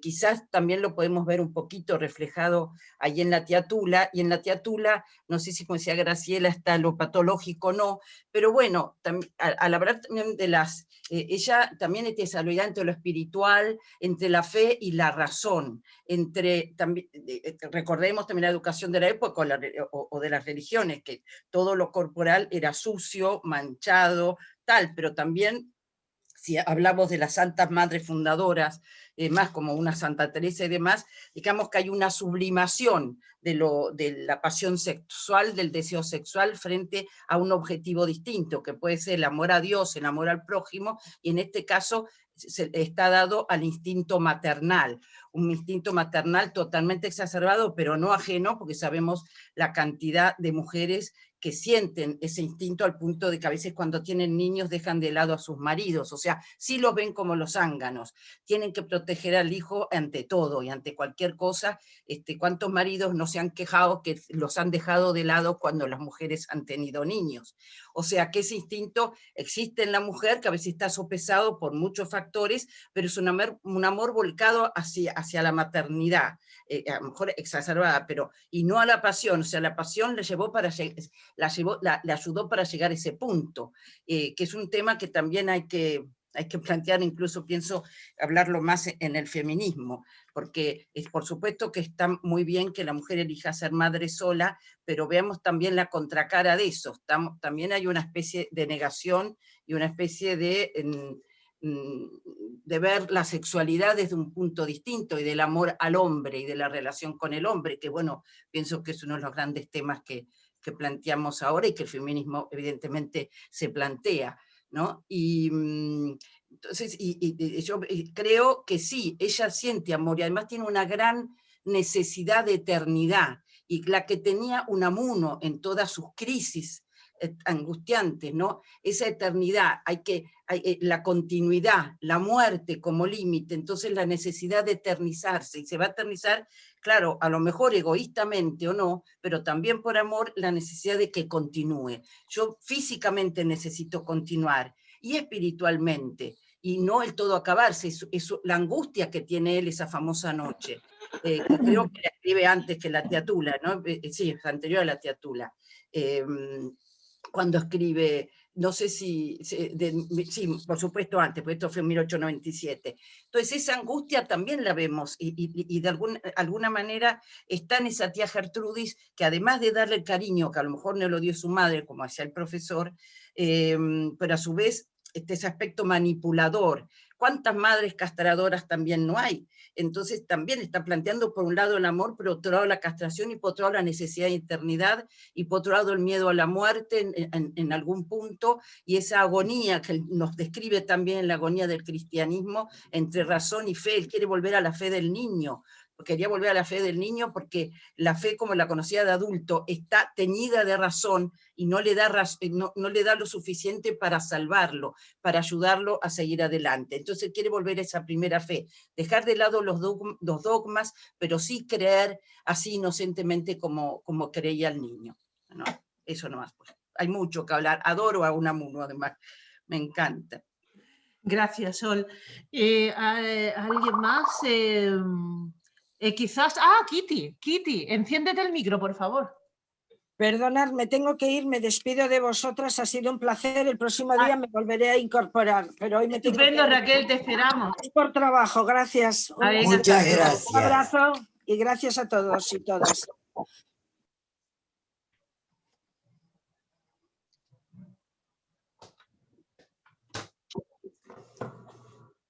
Sí, Kitty, ¿estás ahí? Estoy aquí. Te oímos, Kitty. Gracias. Primero quisiera dar mis gracias a AMUM, a todas vosotras y a las tertulias. ¿Por qué? Porque me ha abierto un mundo literario totalmente nuevo. He leído obras de escritores españoles y hispanohablantes de los que nunca antes había oído hablar, porque sabes, en Finlandia estas obras no están traducidas. Como por ejemplo Unamuno, este señor, y el libro de hoy. Así que muchísimas gracias. Sobre el libro, la novela, en mi opinión, refleja una época que ya no existe, que definitivamente hemos dejado atrás. Para mí, las ideas, las fantasías de la pureza, de la limpieza o la idea de una virginidad maternal, virgen madre, suenan extravagantes y raros. Pero poco a poco, mientras seguía leyendo, me he dado cuenta de que la novela tiene mucha fuerza. Me ha emocionado, me ha despertado sentimientos que no esperaba. Me ha hecho reflexionar. Por ejemplo, ¿qué es el papel de la mujer? ¿Qué significa el matrimonio? ¿Qué es el amor? ¿Qué significa la maternidad o la paternidad? ¿Qué significa ser feliz? Y las pasiones y la inmortalidad. Claro, son preguntas filosóficas, pero también son preguntas para mí esenciales. En el libro me ha sorprendido mucho la ausencia casi total de todo tipo de descripciones. Solo hay diálogos o monólogos y así sabemos cómo son los sentimientos de Gertrudis o un poco también de Ramiro. Pero para mí faltan detalles importantes porque los lugares y las situaciones donde nos encontramos son importantes también para nuestro comportamiento. Para mí, la obra es un retrato psicológico de Gertrudis. Todo se centra en ella. Varias cosas no le pasan, sino ella las hace pasar. Es una creación literaria muy contradictoria, paradójica y para mí un poco anticuada. Lleva toda su vida cumpliendo compulsivamente su ideal, esta de ser Virgen Madre, y así causa, en mi opinión, mucho sufrimiento, no solo a su propia persona, sino también a los demás, sobre todo a los hombres en su entorno. Ella tiene asco hacia las relaciones sexuales, un hombre le da miedo. Reprime a toda costa sus pasiones a pesar de liberarlas. Al final de su vida, en mi opinión, esta pobre mujer sufre una verdadera crisis de identidad y siente remordimiento. Su soledad es mental, es su modo de pensar que los demás no comprenden y yo me pregunto, ¿comprende Gertrudis sí misma? Para mí es una mujer manipuladora, como muchas ya han dicho, es obsesiva, tiene dominio a todos los demás. Pero también es una mujer independiente, así como una mujer moderna, inteligente, con mucha tenacidad. Y comparado con ella, todos otros personajes parecen muy inseguros, casi cobardes. Y su hermana Rosa no tiene ninguna voluntad propia, pero siempre hace lo que dice su hermana. Así que tengo que decir que Gertrudis no tiene mi admiración, pero tampoco tiene mi repulsa, sino mejor dicho, me hace sentir pena. Y lo que no comprendo es que cómo es posible que todos los demás, Ramiro y sus hijos, nunca le resistan a Gertrudis, nunca se rebelan contra ella. No me ha convencido su modo de amar, pero sí ama a sus hijos. La carrera de la mujer es el matrimonio o el convento, dice Gertrudis, y también dice, la mujer tiene que esperar ser elegida. Me gusta elegir. Ahora nosotros sí podemos elegir y el papel de la mujer sí ha cambiado mucho. En resumen, fue una lectura interesante, despertó muchos pensamientos, pero no puedes decir que me ha encantado, tampoco puedo decir que no me gusta nada. Interesante. Gracias. Solo sé que no sé nada. ¿Vale? Y cada vez más. Gracias. Gracias, Kitty. Creo que también estaba Mercedes Osorio por ahí. Disculpa, Blanca, sé que tienes la mano levantada, pero es que son las 8:15. Tenemos que dar la palabra a una serie de gente y tenemos que decir los libros. Y no te oigo nada, Blanca. Escríbelo si quieres o escríbemelo a mí en un mensaje. O ábrete el micro.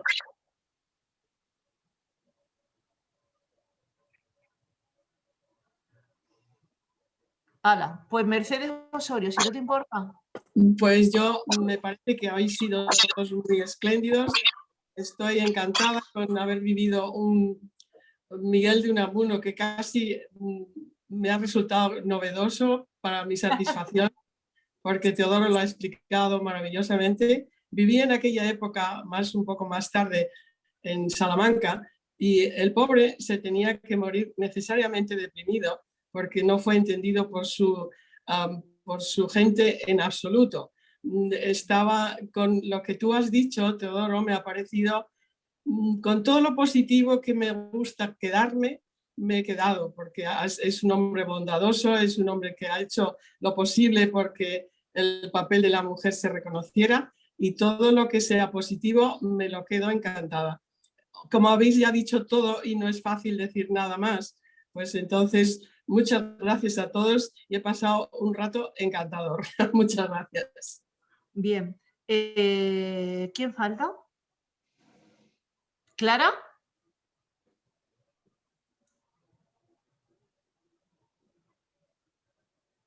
Yo no voy a decir nada más porque no lo he leído y solo quería oíros a vosotras. Muy bien, gracias. ¿Marisa? ¿Marisa? Nada, gracias, nada. Igualmente. Bien, ¿alguien más quiere intervenir? Que no la vea. Es que perdonadme, pero sabéis que veo poco. Y los cuadritos es que son minúsculos. ¿Por ahí andaba Ángeles Peralta o lo he soñado? ¿Está Ángeles Peralta? Pues si está, enciéndete el micro. No, me parece que no está. No, Begoña Cigarán quería decir algo. Begoña. Que nadie ha dicho nada del aspecto de la confesión del amor que siente por Ramiro. El momento de la muerte, eso es, te encoge el corazón. Ese momento en el que ella le confiesa y se abrazan llorando, bueno, se besan llorando. No, yo lo comenté. Nelly ya lo ha comentado. Yo lo comenté comentó muy claramente Nelly, Sí, y ha sido comenté. interesantísima la aportación de Nelly. Gracias. Hasta el punto, Nelly, que yo hablé, no sé si en mi tesis o en algunos artículos, en la Unión, fíjate que he hablado del levirato, el solorato y el pecado de Onán. También había hablado como improductivo en función de la comunidad. Es muy interesante lo que has apuntado, porque el levirato y el solorato son formas de perpetuación de la familia, cuidar la familia. Claro. Sí. Onán no cumplen con el levirato porque su poder engendrador lo gasta para no tener que cuidar de la prole de su hermano y no atender a su cuñada. Muy interesante esto del pegado y de la idea que has apuntado del sorolato, del levirato y tal. También todo el tema de la trascendencia psicoanalítica que tenemos mucho tiempo. Yo creo que la figura de la madre de él está extraordinariamente presente. La madre era tremenda, su madre, porque cuidaba, Pero estaba vuelve todo a los quitar detalles, el y él tiene microfonito. dos fallos familiares, digamos, dos fracasos. Uno, su relación con la madre, que lo dice bien claro, y con su hermano. Mientras que con sus hermanas, la que tiene monja lo lleva muy bien, y es la que les habla. Sus hermanas y su mujer son las que le reconcilian realmente con la mujer, con el mundo, con la posibilidad de amar, todo eso. Pero tiene una madre severísima, es curioso, ¿eh? Esto hay que tener Pero muy llora en cuenta. amargamente cuando muere. ¿Eh? Llora amargamente cuando muere su madre. Sí. Llora amargamente. Por eso el tema de la Santa ambivalencia Teresa. de todo. Sí. Claro, la ambivalencia. Claro. Y él es consciente, por eso deja abierto, y en la exposición de Nelly va mucho más ligada a la película, al tratamiento que da Picasso en la película, que es una extraordinaria película, pero es una de las posibilidades que podemos entender de la novela. Y si no me acuerdo mal, en la película de Picasso, años 64, extraordinaria película con Aurora Bautista, genial, en esa la termina con el fracaso total de Tula. Tula se queda sola y se van los otros en el tren, da la Biblia, recordar. Porque no ha sabido, por eso, realmente amar en la idea que habéis expuesto sin manipular. Quiero decir que son posibilidades de entender y él se da cuenta de todo esto. Unamuno, yo creo que ficcionalmente necesitaba más tiempo, más esto para haber tratado. No es una novela redonda, pero sí quería meter toda esta problemática que todos vosotros habéis apuntado, desde el punto de vista psicoanalítico, todo más que se viese. Y yo tengo escrito precisamente que la novela dice que es el caso de la tía Tula. Resulta que alguien que especialmente paradójico y subrayable, que alguien que tiene tanto cuidado a la hora de bautizar a los personajes se equivoque y con reiteración con los nombres de los personajes secundarios. Hay que hacer señalar que Tula, ella es todo, toda la novela, toda la manipulación, hasta el punto de que los personajes secundarios cambian los nombres de los sobrinos, se equivocan. Es decir, no sé, puede ser descuido, pero todo lo que le haga sombra a Tula en la novela, Unamuno pretende dejar bien claro que ella es no solo la protagonista, sino es todo. Entonces es el problema de cómo entender a la mujer a finales del siglo XIX, qué papel debe cubrir, todas estas cosas que ha planteado Garbiñe y que habéis planteado vosotros. Yo creo que es lo que quiere Unamuno mostrar. Ahora, indudablemente nos ha dejado todos los interrogantes abiertos que, por ejemplo, Nelly, Graciela, lo habéis, bueno, para mí me ha encantado y sigue enriqueciéndome, porque como bien dice Unamuno en el tema de hablar, si tú me dices que me has entendido y repites exactamente lo mismo que yo, no me has entendido. No he sido fructífero. Tenemos que tú tienes que decir algo distinto de lo que yo digo. Y es, yo tengo mi Quijote. Y mi tal. Él hace suyos para decir que las voces posibles, él siempre habla de mundo expósito y de los futuros, las posibilidades que abre una lectura, eso es realmente, cuanto más posibilidades abre, más rica es y mejor la vida. Y él en eso también es bueno, pues adelantaba su tiempo en muchas cosas, y ahí también, en el tratamiento. Bueno, no sé, perdonar. Pero de verdad, Nelly, que te agradezco muchísimo, Nelly y Graciela, lo que habéis hablado. Blanca, sí. Sí, perdona, pero yo quiero contestar a lo que ha dicho Garbiñe, porque él nos ha preguntado algo y nadie le ha contestado.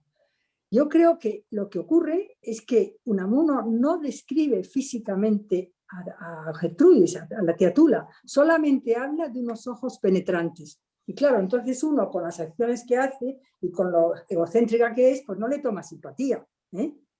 Eso por un lado, eso contesto creo que a Garbiñe.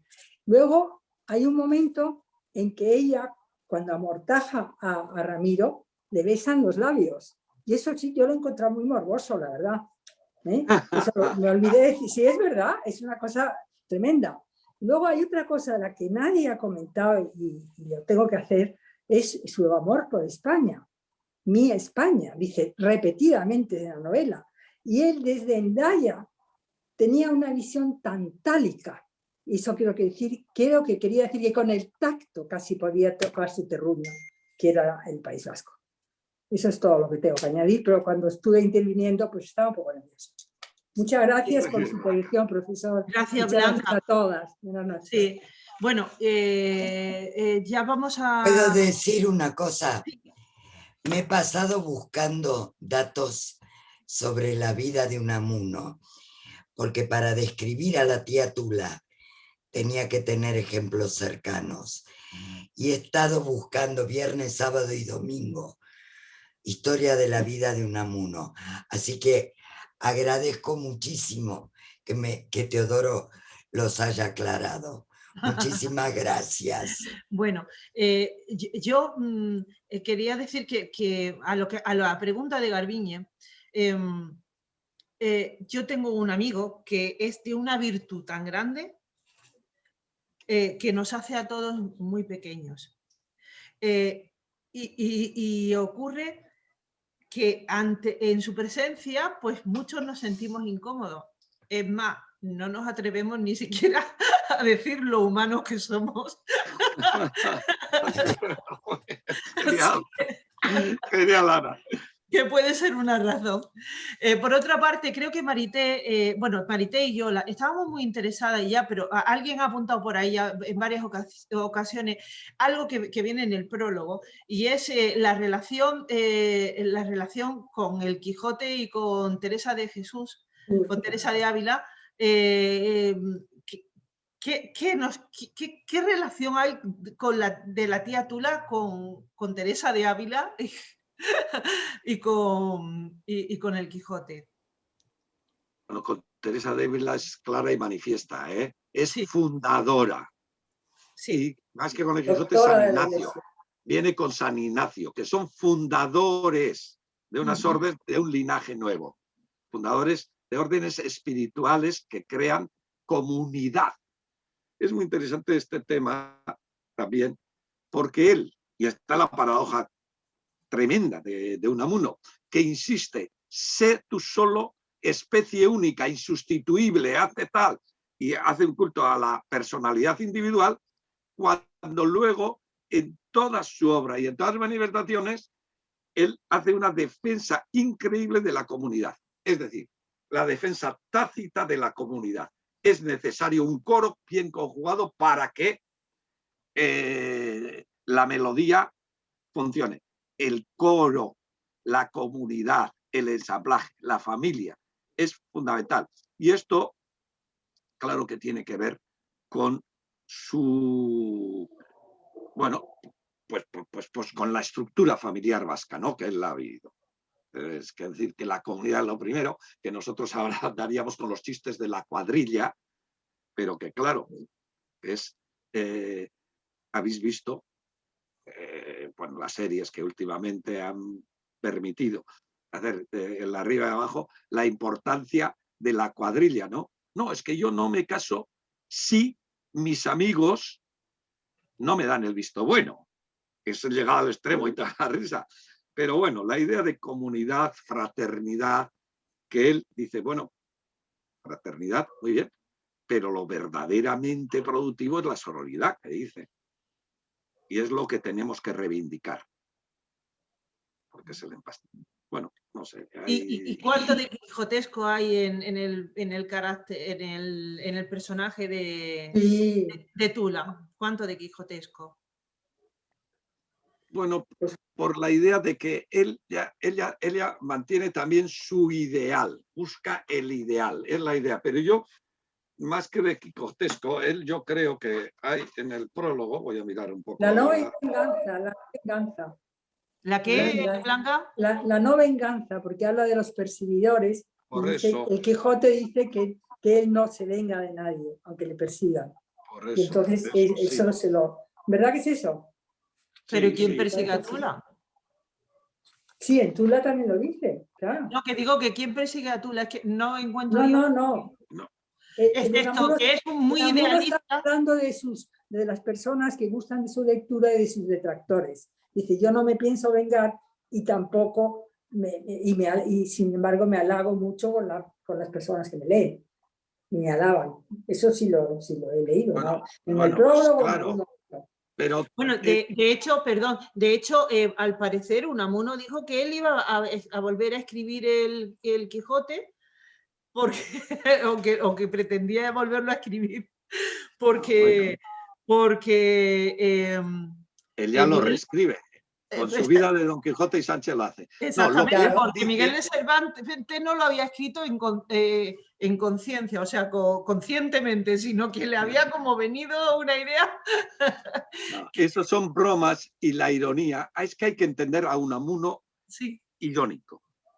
Sí. Y Unamuno es tremendamente irónico.